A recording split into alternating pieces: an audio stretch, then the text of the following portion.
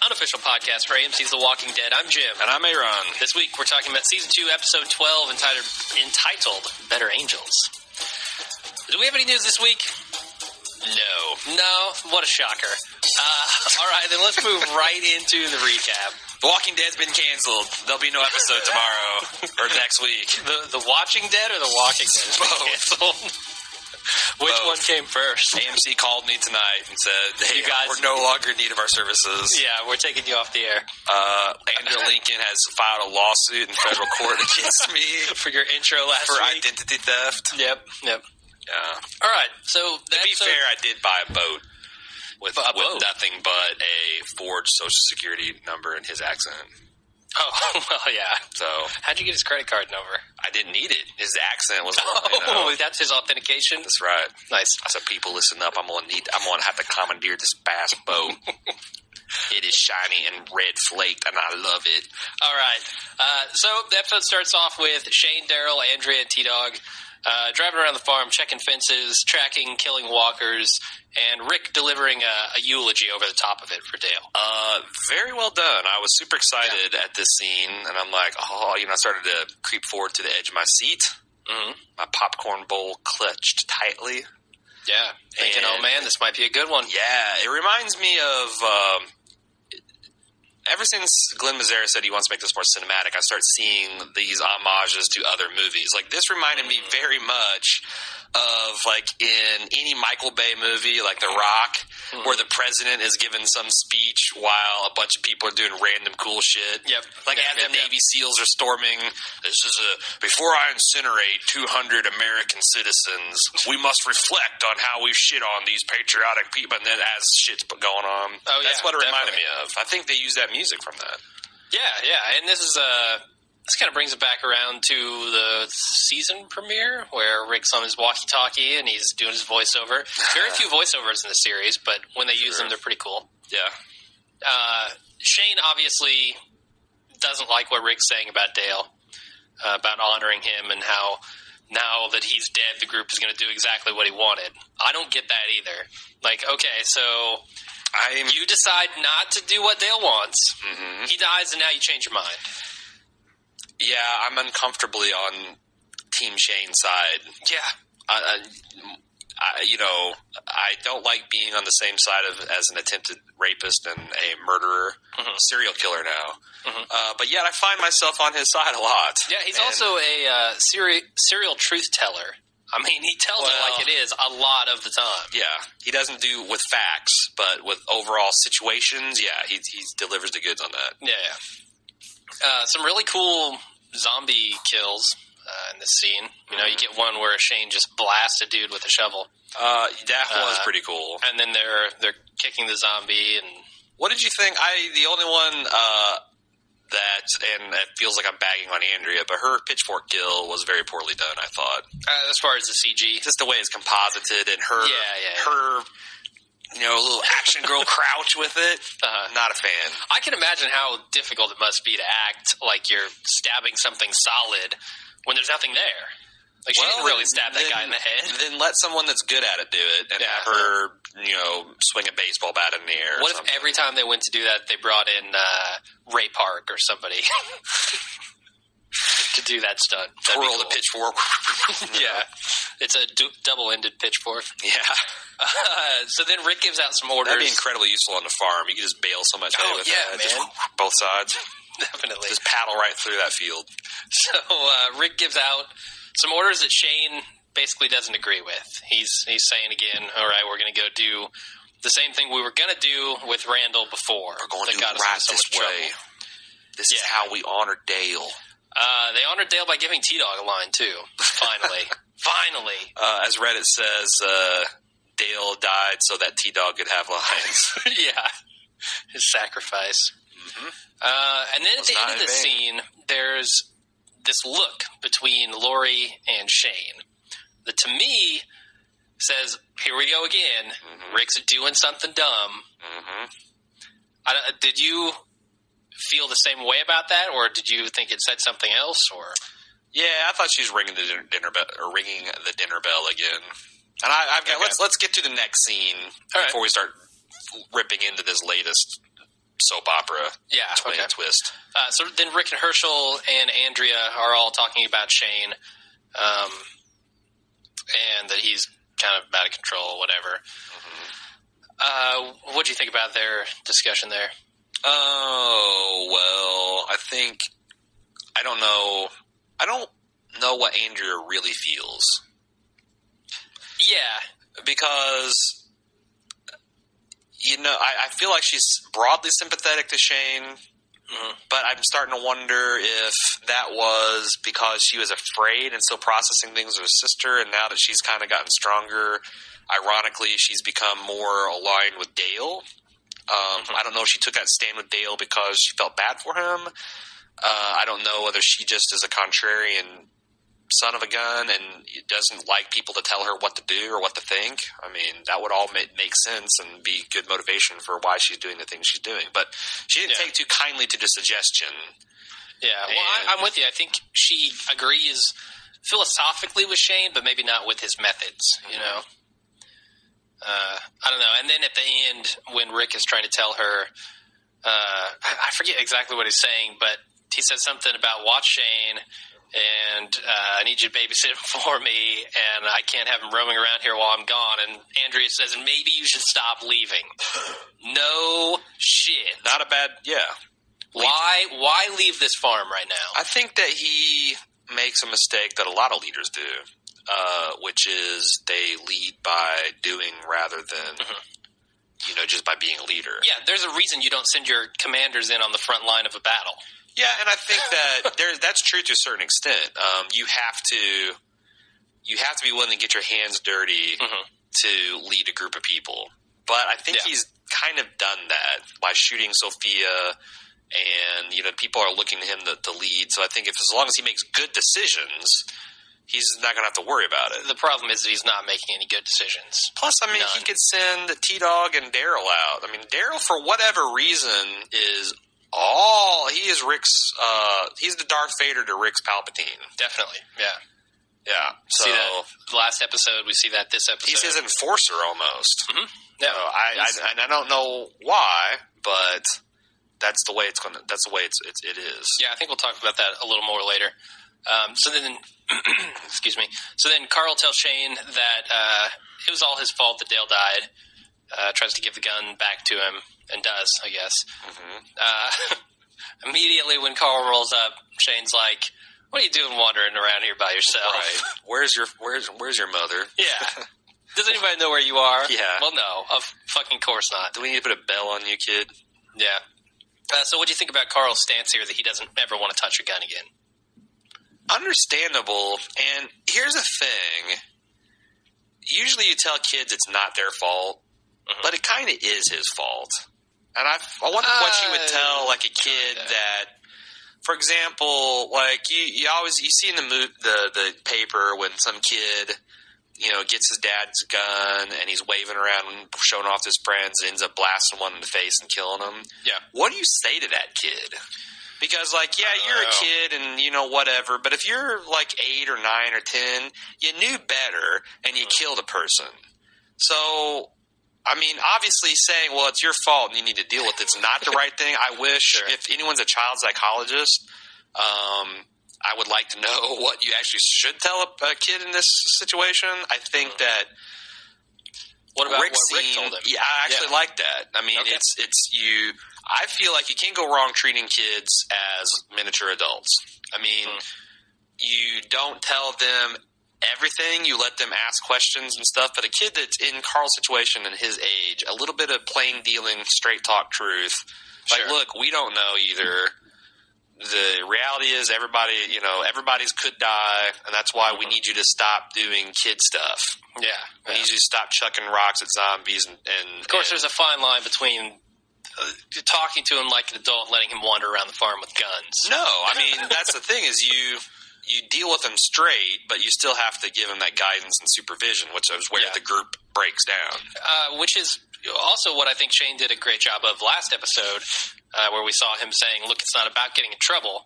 It's about saving your life. Yeah, I mean, he's getting solid advice from the two men in his life. And they're saying all the right things, but they're just not supervising the child. The problem is, let's talk a little bit about Rick and his leadership abilities, because this episode, it seems that Shane is all over Rick for essentially not being a good father to Carl. I mean, he says it multiple times. I feel like this is a huge failure on Rick's part, and it demonstrates the lack of leadership qualities that this guy has. Like, this guy, like you said, is willing to go out there and get his hands dirty, but that's all he wants to do. He's not sitting back and saying, okay, what can I do to make this group run more smoothly? Well, he starts to in this episode. Like, I think he does, but only after Shane punches him in the gut 5 times. Right. With saying, you're a terrible father. You don't give a shit what happens to your kid. I'm not talking about that. I'm talking about it giving orders to the group and getting people organized and having them do things. But he doesn't.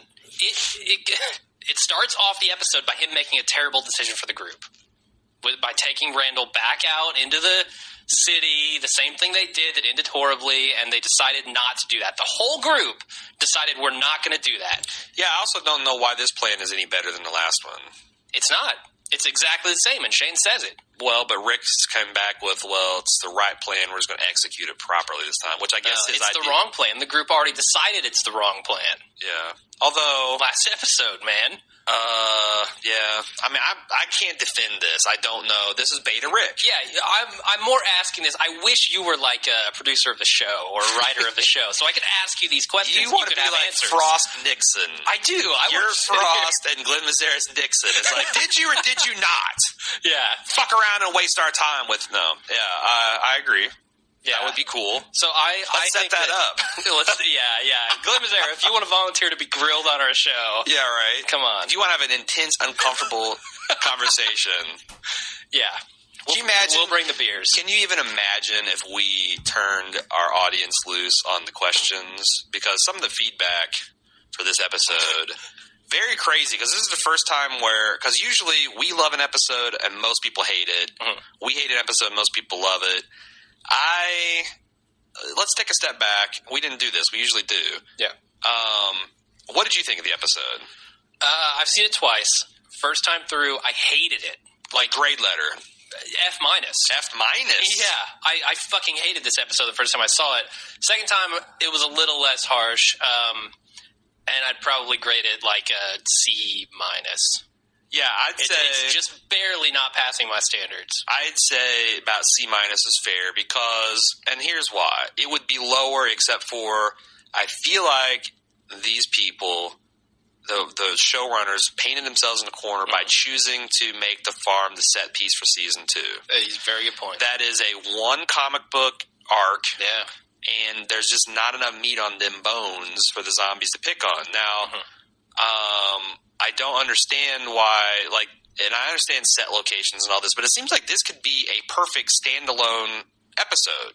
You could have introduced Herschel, the drop, the horror that he's got his family members in a barn, have that all break bad. Sophia deal. And then Herschel and his group decide to throw in with Rick and follow them on to the next location, which I don't want to get to. I mean, we'll all find out about it next week, I think. So I kind of want to keep that. We'll talk about that in the spoiler, but I really feel it was a mistake since some of the other locations later on in the series, you could have multiple seasons at that one location. Sure. The farm is just a really bad choice to make, and the reason they've repeated so many plot points and nothing's happened, and this whole theme, they've stretched out this Rick and Shane, and this Shane and Laurie. Yeah, the triangle between Rick, Shane, and Laurie is driving me insane. And thank God it's over. It's over. It's done. This is what I... And by the way, it might be over. Laurie might keep this thing alive. Well, Rick, Shane always said blah, blah, blah. Right. Go fuck yourself. No, I think it's over. And so what I was saying is the writers had to get here. They had to, and there was some rough gravel road to get from point A to point B. Yeah. And they're just like, you know what, fuck it, straight line it. Straight line it, throw in some zombies. But they could have straight lined it from season 2.5, from the beginning of that. And they didn't. They drug it out for another half a season. Yeah, but honestly, let's be honest. It didn't drag much in the second half of the season. Yes, I think this is the first episode that's been bad. Yeah. It's been objectively bad. And there's off listeners. And there's a lot of people. Yeah, well, no, there's a lot of people that really like this. I can't even say objectively bad. In my opinion, it's the first one that's been below average. Okay. For the season 2.5, and I felt like I judged it lighter and brought it to that C average because I kind of got what the writers were trying to do. Yeah. It's like, well, shit, we're painted here in this corner, so we're gonna have to walk across the freshly painted floor and fuck it up, and so we can get out of here and move on. Yeah.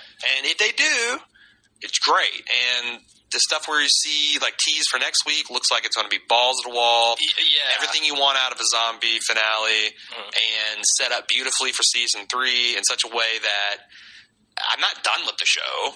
No. And they'll suck me back in next episode, it looks like. Now, halfway through season 3, if there's some of the same kind of weird, almost insulting to the viewer nonsense going on, there's going to be problems. I mean, we'll have to decide what to do with that. But yeah, I have some real... Because I'm not going to cast on it. I mean, as much as people talk shit about us on iTunes from time to time, I'm not going to cast a show that I hate. Yeah, because it's as much fun as it is to make fun of the show, if it was just that week in, week out, all the jokes would be gone, and I got better things to do with my time. So definitely. But I am excited for season 3, and I think this episode is a necessary evil. Yeah, and the finale looks to be hopefully much, much better. Anyway, continue. Yeah, let's move on. Next scene is Randall trying to escape while Daryl is sealing off the barn. He's up top just hammering boards onto the turns out to be window the car goes through. Yeah, it does. Later on that comes into play. Then the group moves into the house. Maggie tells Glenn to put his stuff in her room, but he says no. And then outside, Herschel gives Lori and Rick her room. Yeah, everybody is being super nice to Lori. T-Dog's picking heavy shit up for her. I'm not. Herschel's giving her voice. Yeah. I would not be. Giving him the bedwa. So let's talk about a couple things here. Sure. What do you think about Glenn and Maggie? Man, I just want to see them get together, and that's probably why they're not doing it. How do you think Maggie reacted? Because I thought she was pretty inscrutable with her reaction. I'm frankly surprised that she wasn't a little more pissed off about that. I kind of think she got where he's coming from. Yeah. I mean, he laid it out a couple episodes ago. And this is like her father's house, and and Herschel just showed him like a big act of trust and kind of acceptance of this. I don't think Glenn wants to push his luck. Okay, you got 14 people in this house, right? Mm-hmm. Herschel's already saying, holy shit, this is going to be a tight squeeze to get everybody in here. He just gave you this watch and the approval to be with his daughter. It's the keys to his daughter's vagina. Literally. That's what you're saying. Yeah. Why? Like, I'd be surprised if next episode Herschel doesn't suggest that he goes stay with Maggie.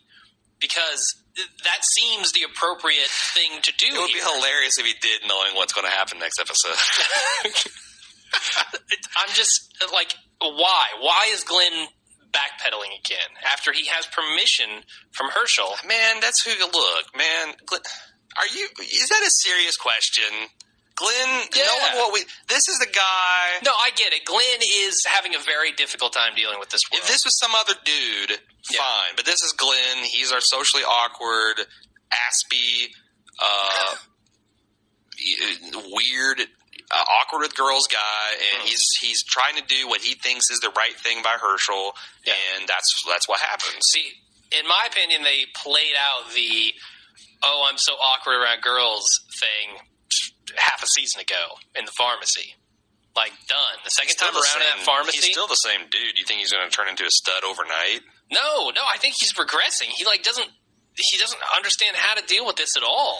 Well, Jim, not everyone's as much of a ladies' man as you. I mean, what can I say? It's tough, you know? It's a burden. Mm-hmm. Curse, not a blessing. Wow. Yeah, so that's Glenn's deal. Next scene, Shane's building a windmill. No, he's building onto the windmill, like a sniper platform, I guess. Lori approaches him to discuss the situation they're in, and she tells him she's sorry. Yeah. Let's talk about Lori. Just first, what are all the things wrong here? Number one, she's interrupting genuinely useful work to talk about feelings. After she has multiple times said, just let the guys do what they're going to do. Mm-hmm. I'll just stay in the house and make cucumbers. Yep. So then she basically, after a season of telling Shane to piss off, and 2 episodes after putting it into her husband's mind that he needs to kill Shane, arguably, she goes to Shane and says, you know, maybe Rick just told me that you're fixed and you're handled and you don't have to worry about it, so I'm going to stir you up again. I feel like Lori's the ex-girlfriend that every 2 or 3 weeks sends you a flirty text or, you know, shows up just to make sure you haven't forgotten about her. Yep. And Dale says the group is broken. There's the problem. Lori is the problem in this group. She is stirring shit. Okay. She drove Shane crazy. Am I wrong? Shane didn't need much help. Certainly, it's partially Shane's fault. I think Shane broke bad the moment he turned the gun on Rick in the woods in season 1. Here's my thing. If Lori's not there, Shane has no problem with Rick. They can both be the father to Carl that he wants to be. It's Lori constantly saying, get away from me. Oh, I'm sorry. I want your help again. Now get away from me. I'm not going to sit there and defend Lori, but I argued today on Facebook and I had to delete it because I forgot that it fucking violated my own spoiler warrant admonitions. But I argued that, yes, Lori arguably killed Shane. I would say that it wouldn't even be arguably, except for that I think Shane and Rick were going to come to blows anyway. Like just based on the leadership. Lori in this scene killed Shane. Oh, okay. Because I don't think Shane was going to do this batshit crazy plan until she came up and said all that to her. Yeah, I mean, we see what happens with him kind of freaking out in the barn with Randall. You know, and that was kind of driven by Lori. This whole thing, like, she just walks up to him and, like, I'm going to emotionally throw up on you. Like, every time you've tried to, and Rick and Lori both, every time Shane tries to have a honest conversation with them, just stop talking. Yep. And then Shane either punches him or rapes him. Isn't that interesting? Like, oh, you're not going to listen to me? Well, I'm going to try to rape you or punch you in the gut. Yep. Or throw a wrench at you. But they just try to shut him down.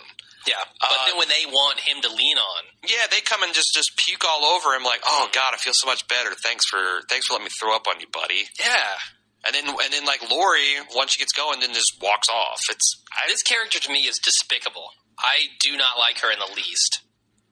That's not an uncommon. I want to know if there is a Lori the supporter, not defender, because I think you can defend the shit that she's doing by saying she's been through a lot. Yeah, it's a zombie apocalypse. If there's anyone out there that likes Lori as written, I would like to hear your input. Sure. Because I've not seen that anywhere. Not on AMC's Facebook site, not on Reddit, certainly not in our email or Twitter. I'm getting that, and it's interesting. Sepinwall and Dan Feinberg on their podcast today talked about unlikable characters. Okay. And, you know, contrasting characters like Lori and a few others with characters that you love to hate. And talked about The Wire. And I'd say Shane is one of those. Yes. And he said that that's the defining characteristics. If they're believable and there's something that you can connect to. There's nothing that I can connect to Lori. Zero. She is wishy-washy. She's hot and cold. She has this, like, false bravado, but then she's ultimately kind of weak. You know, she plays the sides, you know, multiple sides against each other. You're right. It is a very despicable character to this point. Yeah. Whereas Shane is certainly despicable in a lot of ways, but you identify with him making the right call and doing the things that need to be done within this group, I feel. Well, I won't even say it's a right call, but he is internally consistent. It's certainly, yeah. He has in his head a vision of how he thinks the world is and what he needs to do to survive, and he goes forth on that plan. Definitely. All right, let's move on. Yep. Rick and Daryl are planning how they're going to drop off Randall when Shane rolls up and tells Rick that he's a terrible father. Essentially tells him what happened with Carl and the gun. Rick and Daryl have a full-fledged bromance at this point. Do they? I think so. I mean, I thought they were going to kiss at the end before Shane walked up. Well, he said something about that thing you did last night. I don't know what that's about, but... Well, you shouldn't have to do all the heavy lifting. Yeah. That's a come on. I mean, there's like some 70s porn music about to start there. Yeah, there is. Not that there's anything wrong with that. Daryl's a sexy man. Sure. And super zen, too. I think we should find out where to send fan mail to Andrew Lincoln and mail him an I Crossbow Daryl t-shirt. There you go. Yeah. Do it. Because he does. And for good reason. I mean, Daryl is like... these lines where he says, like, I don't see you and I trading haymakers on the side of the road, like, that no one's going to win that fight. Like, and that's like, I thought that was funny that I'm using a lot of girlfriend analogies here. Rick's like that dude that just dated a crazy ass girlfriend, and like he's with this cool new girlfriend, and he's like walking on eggshells, and like, so you're cool with us taking this, and Daryl's like, what, you think I want to beat you up over it? Come on, man. That's the thing. He's like, you're cool with me going to the bar with my friends, right? What do I care? You gotta need my permission to go have fun with your friends. You know?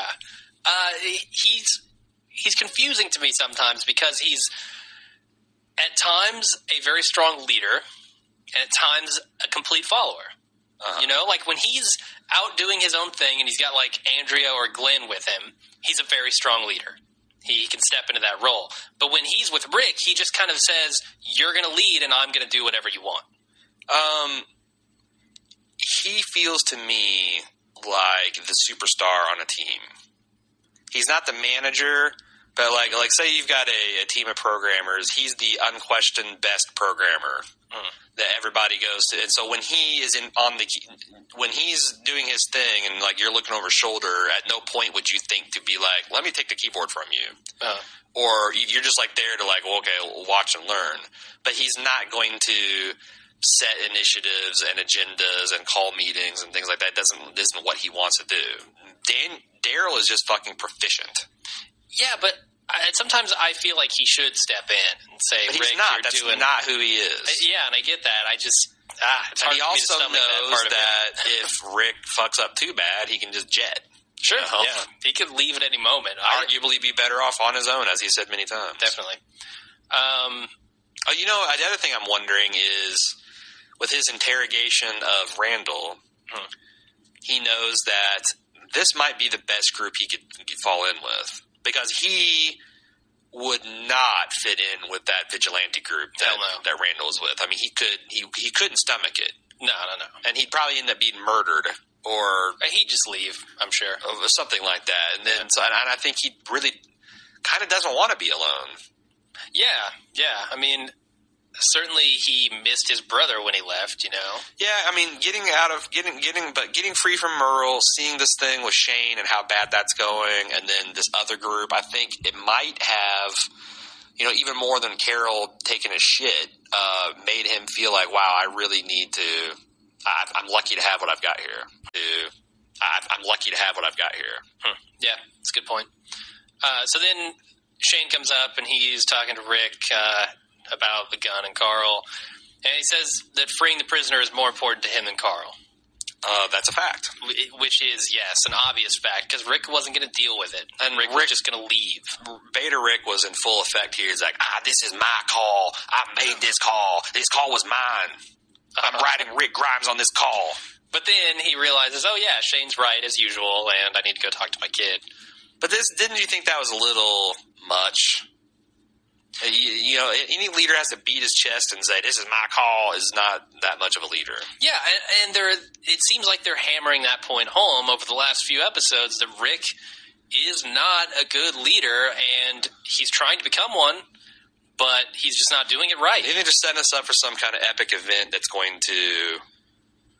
I thought that was... God damn it. Yes, I thought that was an episode ago. Oh, yeah. I mean, they've done this, like... I keep on thinking, well, maybe they're setting us up for an epic event where there'll be this watershed moment and our opinion will change, but that's happened twice now. Yeah. And we're still back to Beta Rick, so... That's one of the big problems I have with these characters on the show, is that none of these changes seem to stick. Well, I have been reading more of the comic of late, and I think that maybe some of this is in much longer arcs. But Rick kind of loses his mind and comes back and forth and changes his opinion. Comic spoilers. No, not really. Just thematics.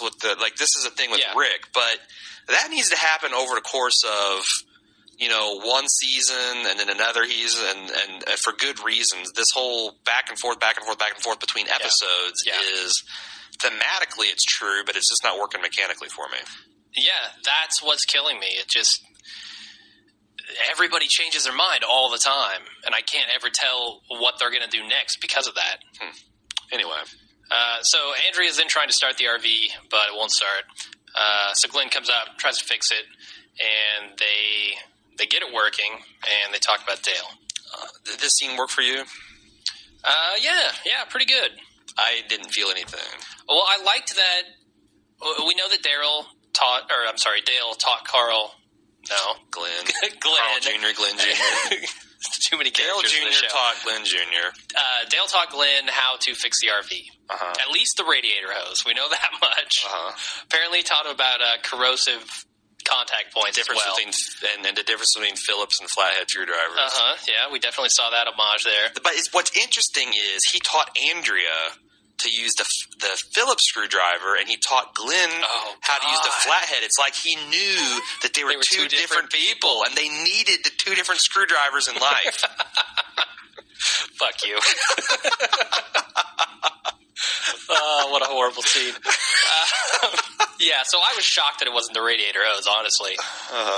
But I don't know. It's hard for me to tell what Andrea's feeling, but Glenn is definitely affected by Dale's death. The other thing I thought was it would have been hilarious if the RV ran like a top. Like a machine, like a sewing machine. And they're like, dead. And T-Dog's like, yeah, man, he's been fake fixing this shit for the whole season. He just runs like a sewing machine. Yeah. Awesome. Do you have anything else about that scene? No, I think we've extracted all the juice from it. We have. So then the group tries to fortify the house as Rick tells Carl that Dale's death wasn't his fault and that everyone's going to die eventually. Pretty bleak message to deliver to the kid, but it's kind of what he needed to hear. Not your fault. Things are going to happen. Bad things are going to happen to a lot of people in this world. Now, Carl, I want you to run off and tell Carol everything I said. That's how he ended it. Yeah. And if you tell her there's no Santa Claus, too, that'd be good. But, I like that scene. I give Andrew Lincoln a lot of shit for his accent, but he's kind of one of the best things about the show. Sure. Accent aside, he's very effective in showing emotion, and like when he's getting this, like, just Carl, I'm tired. I've said that to my son a few times, like, just Daddy's tired. You need to stop making so much noise and take this gun. Yeah, and take this gun and shoot someone with it, or me. But yeah, I thought he's very effective in the scenes, and I really like seeing him interact with Carl. Two of the best scenes in this whole season has been this one and when Rick gave the hat to Carl. Yeah. After he'd woke up from that coma, and also, a lot of the stuff he does is really effective with Carl, like him running across the field with Carl in his body. I mean, that's stuff that this show doesn't emotionally touch me very often, but it's usually when it does, it's in context with him dealing with his son. Yeah, I can certainly get behind the idea that Andrew Lincoln is a good actor, no doubt. I wish that this wasn't set in the South, so that we although his whispering stuff, it does seem to mitigate a lot of that problem. Yeah. He's like, your mom said that you were up here in this loft. I mean, it's a lot better than his normal range. Yeah, the end of this where he's shouting, you did this! Yes. Not me! Anyway. All right, well, let's move on. There's actually a commercial here which was a little bit weird for Mad Men. Oh, it was awesome. A lot of people offended by it. I think it was weird. It's got the announcer from the voiceover guy from the Walking Dead promo over a Mad Men commercial that is very unlike Mad Men, in my opinion. The structure of that commercial did not feel like Mad Men to me. They were trying to make it all like happy-go-lucky and like these weird like, oh, watch these guys dance around and be stupid. It should have been 30 seconds of John Hamm crying ugly. What it should have been, to give an accurate depiction of that show, is 30 seconds of John Hamm sitting behind a desk drinking scotch. Yeah. Because anybody who is craving zombies eating brains is not going to like Mad Men. Here's the thing.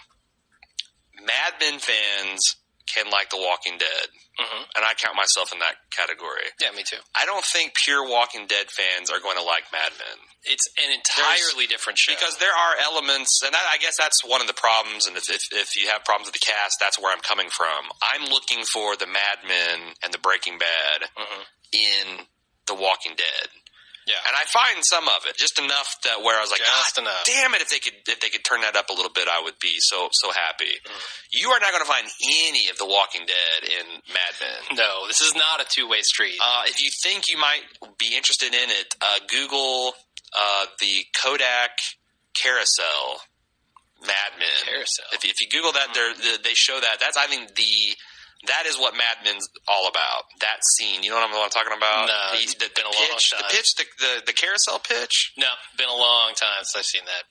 Years, man. Wow. Years. I don't trust you to do Mad Men podcast with me, frankly. I need to find a new co-host. This is turning into an audition, everyone. Send me your tapes. Oh, shit. Send me your tapes. I don't know. It just didn't feel like Mad Men to me. It felt like they were trying to distort Mad Men, but then people aren't going to like. Of course, Mad Men gets 3 million viewers. This thing pulls down 10. They want to snag those others. They're misleading people is the problem. True. Yeah. People will get in there and say, "This is not what I signed up for. I'm out." But if you like stuff aside from the zombies, if you're interested in the character development and all that, if you like deep. But the other thing is, boys, start catching up now because you go into season 5 of Mad Men. It's game over. You are going to be lost ball in tall weeds. Definitely. So let's move back into The Walking Dead. How about that? Yes. Shane goes to see Randall in the barn, but doesn't shoot him. There's a whole flock of walkers following his back. I don't know. Did you not notice them? They were like 50 feet away. No, they could have been right behind me. I didn't hear them. Instead of shooting Randall, he takes him into the woods and gets the location of his camp and then kills him. Yep. Not bad. Not a bad display from Shane here. If he wasn't psychotic, it might have been really good. He got the location of the camp, something that Daryl couldn't do throughout an entire beating. All Shane had to do was smack him once. Yeah, Randall's not so bright. He's very resilient to torture, but not too bright. Yeah. What did you think about the editing and acting in this scene with Shane? Because he did a lot of almost Apocalypse Now kind of madness in the tool shed. Yeah, okay, I was going to say, you're talking when he's in the shed there, in the barn. Shane's really lost it at this point. Like, Laurie's driven him over the edge. He's smacking himself in the head. He's acting like an animal almost. Well, I almost feel like this guy, he knows this is a crazy plan, and it's probably not going to work. But he is now desperate to save Laurie and Carl? That he's going to do it anyway? He's going to do this crazy thing anyway? I guess, yeah. I mean, now that she's apologized and he's kind of thinks she's back on board with him again. I mean, that's what those knowing looks have been about leading up to her apologizing. Of course it's going to mess with him. So I thought that was pretty well done. And again, that's one thing I want to miss with Shane is he's very interesting to watch. Definitely. And he's driving the action of this season. I don't know what they're going to do now that he's not around. I never thought of it that way, but you're right. Dale's not there to stir shit in the group. Shane's not there to stir shit in the group. It's all going to fall on Laurie. And while she's a master at stirring shit, it's not going to be interesting shit. I don't know. They've got the characters are now, for better or worse, fairly well defined, except for T-Dog. There is a lot of stuff that can happen when you bring in new characters in a new season to play off and see everyone's reaction. But that's the thing; they have to bring in new characters now. Oh, they're going to. They're going to. Spoiler alert. I think that's going to happen. We're supposed to act like we don't know anything about I don't know who they're going to bring on. I have no idea of the casting and that stuff. I just know that if they're going to bring in new characters, it's not going to be these guys forever and ever. If nothing else, they've got this vigilante group that's only 5 miles away to deal with. Yeah. So it's like seeing the interplay of these people is going to be interesting because I can't wait to see with like this blend of Alpha Beta Rick, because I feel like that's Dale's death has, for better or worse, fuse those two together. That he's got the human sensibilities of Dale that's been, fused onto the Alpha Rick that's going to kill Shane. Like they're the same. Now that's going to keep that, kind of tension. Shane and Dale live inside him now. Yeah. And it's kind of going to be interesting to see how that plays out. Definitely. So then T-Dog discovers that Randall is gone. Very short scene there. Oh, hell no! And then Shane... Is there a person on the staff, I asked this on Facebook, is there a person on the staff that has a shred of racial or gender sensitivity? I don't think so, no. T-Dog has not really had difficult. a line in Season 2.5 that I'm aware of that's longer than a line, if he's had any. I don't think he's had a single damn line. He's kicked a zombie's head in. That's the only thing I can remember him doing. And his first line, well, I guess second line is, "Aw, hell no." Not oh hell no. It's all hell nah. It's like, really? Really that's the line you're going to give him? I mean, this is some bullshit would have probably also been acceptable. I mean, why not, I don't get it. How can they be writing this stuff and not see what they're doing with gender issues and race issues here? Yeah. And then to think, like, back in Season 2.0, they had that interesting thing where T-Dog was sitting there talking to Dale, and hey, I'm with this group of crackers, sheriff, redneck, who knows what, and a guy that's driving around with a fucking SS painted on his gas tank, and I've got do you think they're going to give me antibiotics? I mean, interesting, legitimate, uncomfortable things to talk about, and now we're doing this with them. But they're big fans of T-Dog. So. Oh yeah, huge fans. Whatever. So then Shane took Randall out in the woods. He convinced him he wanted to join his group. Wait, did I talk about this? Yeah, I did. Yes. Shane heads back just as the group finds Randall missing. He tells them that Randall attacked him and took his gun. And they all go after him. Or Daryl, Shane, Rick, and Glenn do. And Daryl instantly is not buying the shit because... and kudos to the writers for setting this up. They show him nailing the loose end. So he's like, now, how did you get free? And this guy weighed 150 pounds. He jumped you how? Yeah. And the lock was still on the front barn door. So so there's literally no way that guy could have gotten out. Yeah. And Shane, when he's like through the rafters, Daryl knows there's no way. Yeah. So I thought that was really good. In fact, Daryl, he ain't afraid of Shane. So Shane should have dug a tunnel underneath the door, but back up his plan a little better. Hogan's Hero style? Yeah. Oh, yeah. Come up, I know nothing. So then everyone waits for them at the farm as they continue to search, and Rick is just suspicious of Shane's story. Which is kind of, we can talk about the whole woods thing as now. one thing. Yeah. Basically, Daryl and Glenn find zombified Randall. They kill him. And Daryl will punch a fucking zombie right in the face. Oh, yeah. Don't give a fuck. No problem. Risk cuts, all sorts of horrible things happening. Yeah. Rick is, of course, suspicious again. And Daryl discovers that Randall died from the broken neck. I thought there was some nice moments of writing between Rick and Shane. Actually, I thought that whole scene is fairly fantastic. Especially when Rick's, leading around, like, does this way feel right? And Shane, that has a nice dual meaning. Yeah.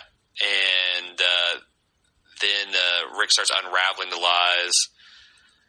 But, what do you think about it? Because, like I said, I think the writing in the scene between Rick and Shane was fantastic. I like the stuff. I like that Daryl is really back at his roots here, He's tracking people through the woods. He's using his skills that he picked up before all this happened. Did you have a problem with the zombie with a broken neck walking around? I did. It didn't seem like he had a broken neck when he was walking around. Well, not only that, but if your spinal cord is severed... Well, it's... To me, that's about as logical as if a zombie's head was cut off and his body's still moving around. Yeah. That to me, that they haven't shown that. So it's like... I don't know the science behind breaking somebody's neck. I don't either. Do you have to sever the spinal cord? Is that what that Is that what the purpose of breaking someone's neck is? I thought that's the whole. Is that deal. the only way to kill somebody by breaking their neck? If your neck is just fractured, you're fine. Well, yeah. I mean, Randall certainly didn't try to get up and run around after Shane snapped his neck, right? Right. Until he's zombified. Right. So breaking one's neck is fatal, especially I guess at a high level, because it even severs like connection to the brainstem, so your heart can't. Yeah, your lungs can't breathe and all that kind of stuff. Yeah, you can't move your body at all. Yeah, so I don't know. I mean, I think that's because we know that it's a virus. It's not some supernatural thing that causes zombification. I think Shane could have slit his throat and have been just as cool, and I wouldn't have a question about it. Yeah, certainly. Well, I don't know. I mean, they're going to play us for fools again.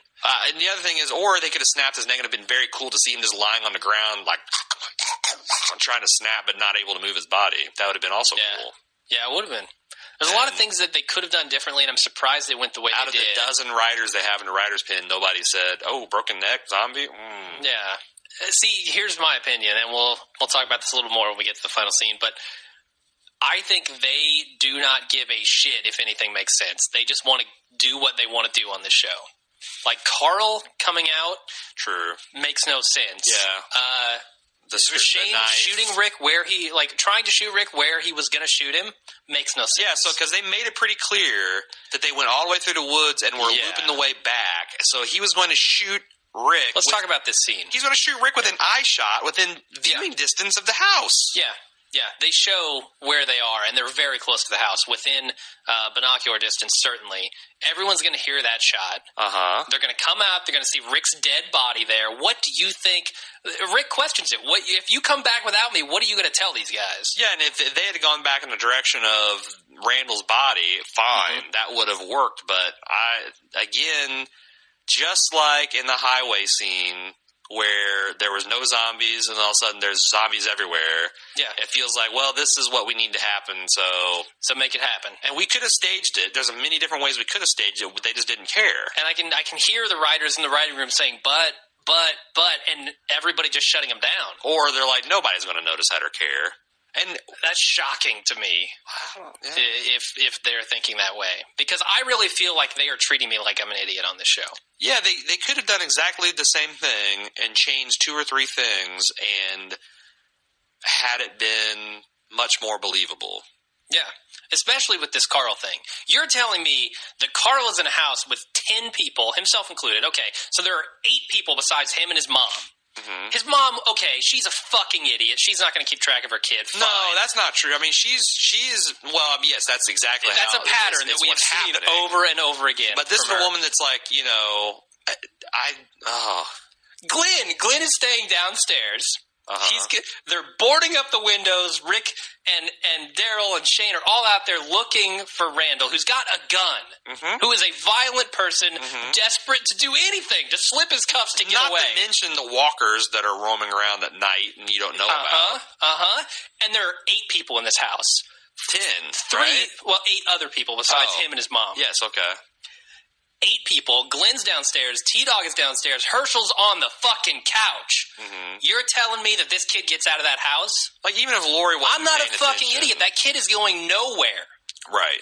Even if it's not Lori that tells him. It's going to be Andrea. It's going to be Carol. Well, it's going to be somebody. I've got a party. 8 of our best friends are up here, and for some reason, I'm upstairs taking a shit, and Jack my son, comes downstairs and is like, and opens up the front door and walks out. No one's gonna be like, "Whoa, buddy, where are you going?" Yeah, and we're not in the fucking zombie apocalypse with a murderer running around in the woods outside. Yep, I'm not a fucking idiot. Don't treat me like one. That was entirely so that he could get out there and shoot Shane. Yeah. You sound like what Jules the hell? there. Do I look like an idiot, Glenn? Yeah. Mazzara, do I look like an idiot? What does Jim Jones look like? Do I look like an idiot? Why'd you try to treat him like one? It's ridiculous, man. And that's what is so, like, after seeing this the first time, this is one of the main reasons I hated it so much, is because I'm tired of them just constantly going over the same territory and treating me like I'm an idiot. And again, it's offensive to me, and it's weird because we've got a lot of people that really love this episode, and there's a lot of good stuff in this episode. I'll say that again. The scene between Rick and Shane, everything I wanted it. Yeah. Now let's talk about their dialogue in it. Like and the emotion. They have a very good chemistry. They acted the shit out of that scene. Mm-hmm. And John Bernthal, I got to say, really good actor. When he's in this alpha mode, I am genuinely intimidated by this guy. Yeah. Like, I feel like he could do anything at that point. Now, let's talk about the end. Mm-hmm. So, Rick stabs Shane. Mm-hmm. Shane dies, and we have the, you did this. Not mine. Not mine. I can't do an angry Rick. No, it can only be done by angry Rick. He kind of has a little break in his voice. Mm-hmm. It's a little bit Rocky Balboa calling for Adrian. Yeah, he has Norman Reedus punch him in the windpipe directly before that scene. So then we have this really weird cut of like zombies gnashing on stuff. Yeah. Which, if you recall the catch-up cast we did over the winter, we talked about this when Jim got, not Jim Jones, but Jim on The Walking Dead got turned into a zombie. Yeah, remember him? When he was starting to turn, you kept on getting these like rapid cuts of the scenes of zombies. And I'm like, is that what's going on in his head when he's turning? And we're like, well, no, maybe he's just like, it's the flashbacks to the guys who busted into the camp. But apparently in this show's language, the scenes of the zombies are with the violent cuts and the loud music is the signifying that someone's turning into a zombie. Yeah. What do you think about that convention? I'm cool with it. I kind of like it. Now that you actually see it? Yeah, now that I understand that is, in fact, what they're doing. That, to me, is like the zombies formatting their brain. Like formatting the Z drive in their brain, you know? Like it. So he gets up, and Carl confronts Rick, and Rick starts pleading for his life, and Carl shoots Shane. Yeah. If you're going to go through the trouble of, as you say, insulting our intelligence to where Carl's going to follow them out here, why not have it like in the comic book where Carl gets a drop on Shane and shoots him? Yeah. And he, I don't know, I felt like this was kind of effective the second time I saw it because he has just murdered Shane, and Carl sees this. I'm not sure Carl sees that actually. I don't think he does, and I think it's because of a preview for next episode. But I'm not gonna go there. Mm-hmm. Anyway, so he murders Shane, a guy who Carl genuinely looks up to, and he's, for all intents and purposes, had a better relationship with Shane than his father. That's questionable. Okay, yeah, but it's certainly. He definitely has a connection to this guy. Sure, okay. And his father has just murdered him. He sees him dead. I'm going to go ahead and say that he does see him kill him. I kind of feel like the kid is confused, and there's a genuine danger here that he's going to shoot his dad. Until Shane stands up and starts lumbering toward him. So I felt it was effective. I was genuinely tense during that scene, thinking, "Oh man!" I'm of the opinion that the comic book, the comic book way where Shane gets shot by Carl was way more effective. Now, I've read a note from Kirkman and Mazzara where they said, "Well, we've had problems with Rick being indecisive, so we changed it up just to make him have that moment where he's seizing the leadership role." And I'm like, no, that's your fault. If you are in a position where you had to do a less impactful scene, so you think Carl shooting Shane would have been less effective than Rick doing it? No. I think it's different. I think they both work. And to me, it felt like having Carl shoot the zombie Shane was sort of a... it didn't mean much for that kid. It meant... No, I don't know. I just think it felt like a weak homage to the comic. Or like a wink to the fans. And I judging by most of the fan reaction I saw, they didn't dig it. Like, if you're a comic fan... Yeah, and I feel that. Coming from Carl's perspective, you've got to think shooting a live human being who you look up to makes more of an impression on you than shooting a zombified guy who's trying to kill your dad. Right, and it sets up the fact that Carl and Rick have each other's back. Mm-hmm. They're like ride or die for each other. Yeah. So, all right. So, I coming from that perspective, yeah, I can see the comic book version being more effective. And apparently, this shot is the shot heard around the world. The zombies wake up. A million and a half zombies. Apparently, they didn't hear the gunshot that Shane fired from the exact same location, but Carl's gunshot, yeah, they hear that, so they're up and about. Mm-hmm. Again, Andrea shot a fucking rifle. How long ago? They've been doing goddamn target practice on the farm. Now, I don't have a problem with that because I think that this is the chickens coming home to roost. That these zombies have been around and kind of maybe even walking and homing in on all the bullshit, crazy stuff that's been going on here. Mm-hmm. And as like Herschel said, well, now that the swamp's drying up and, you know, we've had the problem with the fence being breached, it's like now all this stuff is like... It's a good point about the swamp. Yeah. And again, I you know, when I used to do the survival, when I had more time in my life and used to do the survival reviews, I kind of wept each week that these people weren't building fortifications and things like that. And now that all this kind of wasted time is coming home to roost. Mm-hmm. So, yeah. Yeah, so it's interesting. We'll see what happens with that next week. Mm-hmm. A lot of zombies on the prowl now. That's it for the episode. Yep. I'm going to do Zombie Kill of the Week. I got to give that to Carl. Yeah. It's pretty cool. Shoots right past his dad. Kills Shane. Idiot Survivor of the Week goes to Lori. Congratulations, Lori. Once again, you get Idiot Survivor of the Week. She might get a Lifetime Achievement Award for that. Maybe so. Uh-huh. Maybe so. I wonder what she would say.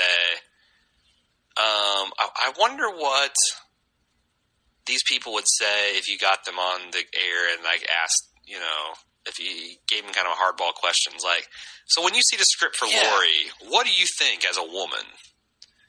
How do you feel about, you know, being used as a mouthpiece to promote bad information about reproductive care? I mean, I don't know. Yeah. Maybe I'm a bastard.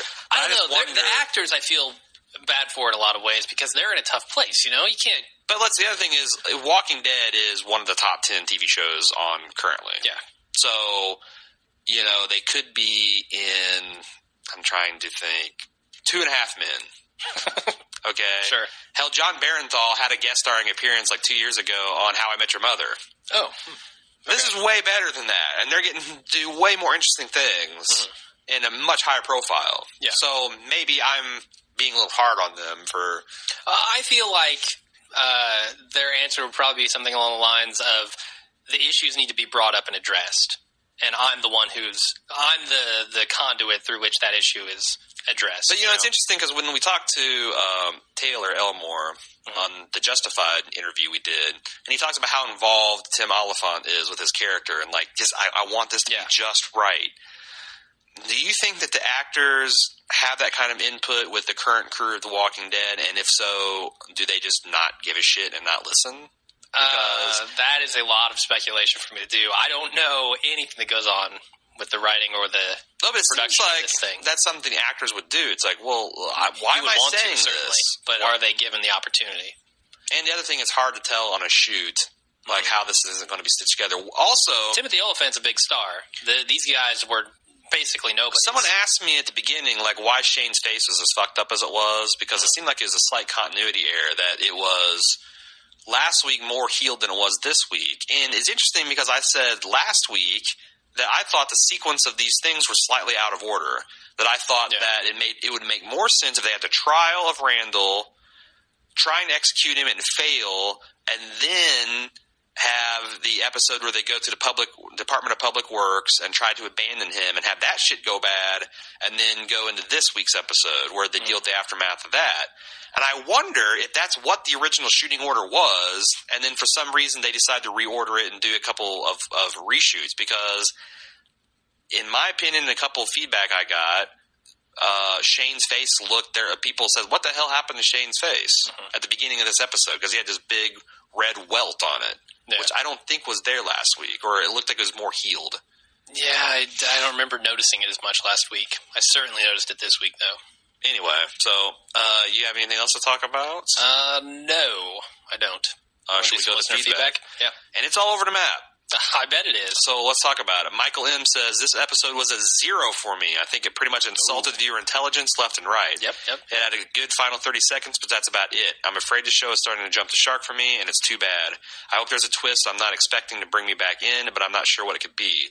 Rick is a terrible leader, indecisive, with bad instincts. I don't know where they could go, where we could count on him to lead them. It won't be Daryl or Glenn and T-Dog. Don't make me laugh. Carl's actually the best candidate at this point. They for damn sure can't contain him or stop him. I'm not sure how they've managed to let that happen. Even the preview for the finale emphasizes Rick's bumbling incompetence. Sheesh. Yeah, very good points. I'm curious to see the promo in the spoiler section when we review it to see if, because I don't remember that, but yeah, hard to argue with that. That's pretty much our take, so let's move on to the next. Right. Mike from NC says, hey guys, love the podcast. It's great Shane's finally dead, but I'm a little sadder than I predicted. But I knew it was destined to be. A lot of new changes, but ready to get off the farm and into the location that we will not mention because it's a spoiler. Now Rick can grow and we can see what Daryl can really do as his new right-hand man. He thinks Merle is going to be the new handless man instead of Rick, and hopefully show up with the character who we are not going to mention because it's a spoiler and cause a stress between the groups. It also seemed like they are set up Andrew to be the new voice of humanity since Dale died. Also, they played the cold open music before the credits this time. I think that's a point that I kind of touched on. That yes, Andrea seems to have had a personality reboot because of the death of Dale. Yeah, that is a believable reason for you to change. You have a change of heart, and especially since they hinted again. That's why last episode is pretty effective. They gave this hint that she was. In the comics, I think they mentioned she's a law clerk. They ran to that, upgraded her to a full-blown civil rights attorney. You rebooted her back to her previous personality inclination. That makes sense. Yeah, a bit. So I dig that. Wasted Kitten writes in, what up, guys? Just want to comment on this. Anyone feel like Lori was stabbing Rick in the back with that talk with Shane? Like it seemed like she was trying to pit them together to see who the winner would be. I thought that was an absolute bitch move on her part. Also, I noticed Rick's accent slipping in and out. I agree with all those things. And I noticed, like, when he starts whispering or gets that little throaty rasp, that's when he, like, is not feeling the accent and he just wants to pretty much give a generic Americanized British accent. I was preparing to take us out. All right. Preparation complete. Initiate takeout sequence. That is it for this week. Next week's episode is going to be called Beside the Dying Fire. Until then, I'm Jim. And I'm Aaron. See you next week. No, see you in the spoilers. See you in the spoilers. The exclusive, sexy, awesome spoiler section where Carl sneaks in every week.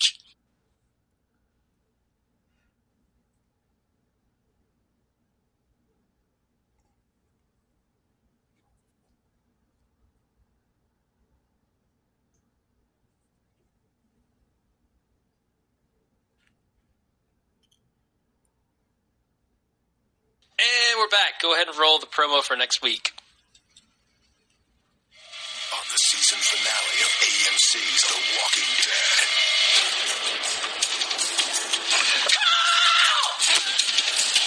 Oh my God. Didn't take them all on. Oh, this is my farm. I'll die here. My hands are clean. I didn't ask for this.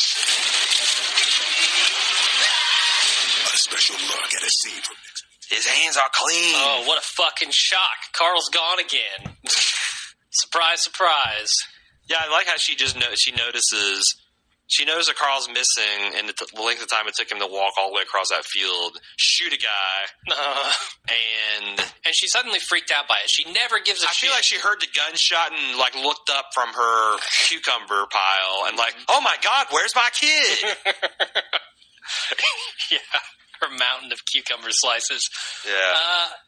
All right, so let's roll through this one again real quick. All right. We got a missing Carl up front. Mm-hmm. We got an army of zombies. Hightailing it towards this is the moment that I've been waiting for to get them off the fucking farm. Yes. Like, we wondered how they're going to do it, and this is how. We see Herschel declaring war on zombies. Mm-hmm. and we see the zombies are just attacking the barn. And somebody must be in that barn. I wonder if Carl and Rick don't run to that barn. Oh, to take shelter? Yeah. What do you think about Daryl there sniping zombies from his fucking motorcycle? Fucking awesome. That's like something out of Grand Theft Auto, man. Yeah. Or Saints Row. If someone else tried it, I wouldn't believe it. Yeah. But Daryl can do it. Carol's threat. You think, Carol might not make it. She might not. I feel like there's going to be people that die. Maggie certainly gets attacked. We see that at the end of this. And... But we don't know. God, if she dies, I'm out. I'm done. I haven't read it yet, but I've got the spoilers. We owe it to our listeners to read these. Okay, so before we read, let's put a little Deadpool. Rick. Rick is going to survive. Obviously. Carl is going to survive. Lori. Going to survive. Herschel. Dead. Yeah. Glenn. Survive. Maggie. Survive, please. Did I say Daryl already? No. Survive. Daryl's never going to die. T-Dog. Dead. These guys don't give a shit about him. Carol? He demanded that second line last episode, and they said that's one too many. Get him out of here. Yeah, Carol. Carol... I'll say survive. Why not? Andrea. Survive. Oh, yeah. Beth. Survive, sure. The other one. The other blonde-haired kid? Yeah. Dead. The other one's boyfriend. Or is that Beth's? No, that's Beth's husband. No, that was Otis. No, she's married to him, right? No, they're high school sweethearts. They've been dating for 3 weeks. And now she's married to him. What? I don't know. Quit fucking with me, man. I thought that's what she said when she was on alive? her deathbed. He's dead. Okay, so now we play this. I'll tell you what happens. All right. Yeah, wait, you don't want to predict who's going to die? I think... Just say, who do you think is going to die? Beth. Okay. And Patricia. Both are going to die. All right. So the shot opens in Atlanta. A group of walkers are feasting on what looks like Rick's horse, or what's left of it, when they are startled by the sound of a helicopter flying overhead. Ooh, flashback. The horde migrates over several days, and even weeks, a great distance, and eventually comes to a fence. The fence bows and breaks under the relentless forward motion of the walkers. By the way, this was actually sent in by 4 different people, including our anonymous source. So I'm confident that this is how it's going to happen. I like that they're showing the fence breaking. Yeah, the herd presses on, wandering aimlessly into the forest. The walkers turn as a gunshot goes off like a beacon, leading them to dinner. Soon they're closing in on Rick and Carl as they leave the scene of Shane's murder. Glenn and Daryl arrive back at the farmhouse. They explain they heard a gunshot and share their confounding findings about Randall. As they walk back to the house, Carl asks Rick what happens to Shane. You see, Carl, when a man hates another man, sometimes he has to stick his knife into that man. Yep. Soon after, they notice the walkers bearing down on him, and it's not long before they're overtaken and have to make a run for the barn. Ooh, nice job there, Jim. Oh, wow, cool. Back at the house, the rest of the survivors are just figuring out that Carl's missing, and walkers are approaching. Lori is panicking. Herschel passes out guns. The horde is making quick work of the barn. Rick dumps gasoline everywhere, busts open the door to lure the zombies inside, climbs up to the loft with Carl. Carl drops a lighter into the gasoline-soaked hay, igniting everything in sight. What? Meanwhile, that's badass. Meanwhile, the men and Andrea shoot from their cars in a futile attempt to corral the herd and buy time. Finally, Daryl figures out that Rick and Carl must be in the barn and instructs Jimmy to drive the RV to the barn to rescue them. Rick and Carl manage to escape barely while Jimmy is devoured inside the RV. Blood is everywhere, coating the windshield. Survivors are starting to run out of ammo. The horde is too large. The women hold hands and make a run for it as Herschel makes a last stand for the farmhouse. They're just about clear when Patricia is attacked from the side and devoured, while Beth is still holding on to her. Carol is headed off by a few walkers and backed into a corner with nothing but a plank of wood to defend herself. That's no way to refer to Lori. Andrea saves her, but is attacked from behind and gets pinned under a walker. T-Dog pulls his car around, but quickly has to leave the scene with Beth and Lori before the car is overtaken. He leaves Andrea? Yeah. No. Glenn tells Maggie that the farm is lost. They have to get off the farm. Herschel comes to the same realization almost too late as a walker sneaks up from behind. Rick saves Herschel, and then they, along with Carl, head out in their own direction. Glenn and Maggie take off as well. Daryl finds Carol about to collapse from running, and they speed off together on Daryl's motorcycle. Andrea is abandoned. The barn collapses into flames, and we're not even halfway done. The group is now scattered. Whoa. Glenn and Maggie switch places in the car as Maggie breaks down and can't continue driving. Glenn says they need to make their way to the highway, but Maggie protests that the herd came from that direction. Glenn finally tells Maggie that he loves her. Wow. Rick, Carl, and Herschel arrive at the highway where they left the care package for Sophia, hoping that the others will think to rendezvous there. Herschel's ready to part ways, but Rick wants to stick together. Lori and T-Dog argue over where to drive. T-Dog wants to head to the coast, but the plank of wood threatens to jump out of the car if he doesn't turn around and go back to the highway. A walker appears on the highway. Rick is about to give up waiting any longer, but in the nick of time, the other survivors arrive. Time for head count. Shane's dead, Andrew's missing, Patrician's eaten, and Jimmy's splattered. Meanwhile, Andrea is running for her life in the woods, but the walkers pursue her tirelessly as she can't keep this up for long. She's dead. These spoilers are very cinematic, by the way. Walkers are emerging from the trees in random directions as Andrea shoots to clear a path. The survivors leave the highway, pushing onward, but soon run out of gas. Several people start to panic and are on the verge of giving up. Rick tries to pull everyone together. The conversation turns to Randall and Shane. Rick has to come clean. He reveals that the secret Jenner whispered to him at the CDC was everyone is carrying an infection, and the group is not happy with Rick that he has kept this from him. No shit. Why would he bring this up at this point? And who gives a fuck? This is not a season cliffhanger type thing. Yeah, the writers definitely misunderestimated. Yeah, they think we still care. Rick and Lori talk privately. Rick tells her what went down with Shane and confesses it wasn't just self-defense. He wanted Shane dead. He was tired of Shane dogging him and acting like Rick stole Lori and Carl from him. Lori freaks out when she finds out Carl's role in Shane's death and withdraws from Rick, refusing to let him touch her. Oh, boy. Awesome. Start the crazy train up again. Yeah. Andrea is exhausted. This is the end of the line. She can't carry her gun bag any longer. Her pistol's out of ammo. She bashes a walker's head in it, and as the walkers enclose her and tear her limb from limb. Jesus, Andrea's dead? That's not true. Good. Now she's down to knives. Another walker practically on top of her. Enter Michonne to save Andrea at the last minute, towing two armless walkers in chains, samurai sword in hand. What the fuck are people that did not read the comic going to make of this? I don't know. Do you know how fantastic this is going to, like, this, especially with the two walkers she got with the chain and the samurai sword? Hey, man. It's like you walked into a Tarantino movie all of a sudden. Yep. Wow. Ballsy move, writers. The rest of the survivors set up camp in the middle of nowhere. They may have found each other again amid the chaos, but the group is still broken. Many are ready to run off into the dark and leave Rick behind and fend for themselves. They're on the verge of splitting up again when Rick takes back control. He says they are not going anywhere. He killed his best friend for them. This is not a democracy. Wow. Dictator Rick. Yeah, he skipped Alpha, just went right to Dictator. Yeah, he did. Supreme Commander for life. Wow. The camera pans up, and in the distance looms a prison facility. My question is, in Season 3, is it going to come back and he's changed his mind again? This is a democracy. Yeah, everybody vote. Do we want to move into the prison? You know what? The fantastic thing about the prison is you could have 2 seasons there. It's a good set.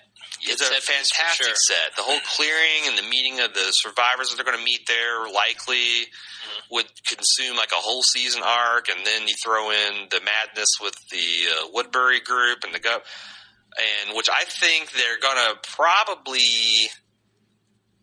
I think that they've already met them. That Randall's part of that group. Yeah, and we already know they casted the governor. My only question is Merle going to be with these dudes? I think so. If he doesn't show up with this group next season, he's never going to show up. Yeah, it's a red herring if he doesn't. So, in the distance looms a prison facility. One of the many people that wrote us in, Brian H., he had some comments on this. He says, I'll take Shane, Dale, Jimmy, and Patricia trade for Michonne and her zombie boyfriend and his zombie best friend any day of the week. I literally ran around my living room after reading that Michonne is going to have an even more epic entrance than in the comic.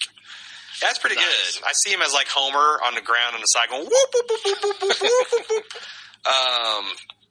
Damn. So this is why I think that if you are ready to give up with the show, that if you watch this next episode, you're going to be hooked. It sounds awesome.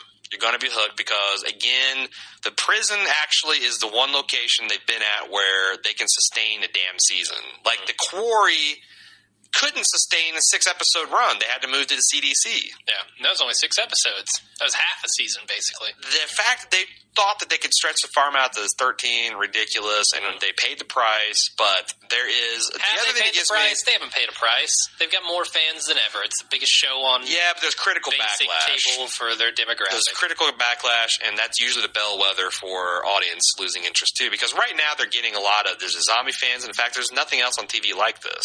That's true. However, Sepinwall reminded us on the podcast today that there is another season show, which I haven't actually seen, but I've heard is well regarded, that took a horrible misstep in season 2 before it finally rose to greatness, and that's Friday Night Lights. I haven't seen Season 1 was great. Season 2, was, I guess, an abortion. They changed characters around. They had a serial killer at one point. And, all the stuff that was not anything about... A football serial killer? Yeah. That seems a little weird. Uh-huh. And it's somebody was playing had a volleyball career going. They talked about this, and I thought it was a joke. Yeah. But then season 3, I guess they did basically disowned that in season 3 and went on, and it's gotten critical acclaim, and it's really popular. It's one of those things that's on my list of things to watch once I catch up with everything else. But I hear good things about it. I think that's my after Homeland, and after I catch up with Boardwalk Empire, that's after might be some summer watching. Yeah. But this is why, even though this episode kind of left a bad taste in my mouth, I'm super psyched for next season. Definitely. I mean, and it sounds like the finale of this season is going to be awesome too.